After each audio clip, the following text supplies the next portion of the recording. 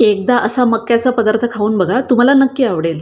तर इथे मी पहिले शिवलिंगची पूजा वगैरे करून घेतली आणि नंतर मग लागले आपल्या नाश्त्याला. तर मी हा पदार्थ दाखवते ना, हा तुम्ही माझ्याकडून बघितला पण असेल बहुतेक वेळा. सेमच आहे पद्धत, फक्त पीठ अलग आहे. मग तुम्हाला ते दाखवायचं आहे. पण तुमच्याजवळ ज्या भाज्या असतील ना, ते सर्व ॲड करा. जे काय असेल ते सर्व ॲड करा. इव्हन बीट जरी टाकलं ना तरी चालेल. आणि माझ्याजवळ इथे थोडी पालक पण होती, ती पण मी ॲड केली. तर ह्या हिशोबाने मी कांदा, टोमॅटो सर्व भाज्या कापून घेतल्या. नंतर इथे घेतलं हे मक्याचं पीठ.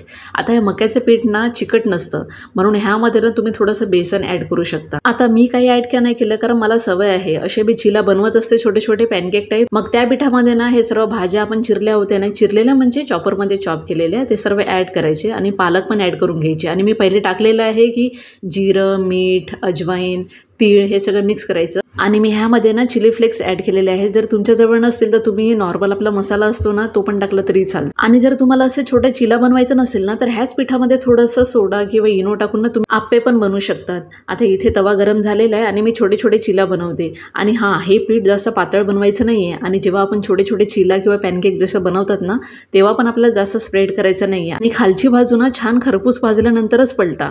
तर बघा असे छान छोटे छोटे पॅनकेक सारखे होऊन जातात ना. तर आजच्या व्हिडिओमध्ये इतकंच.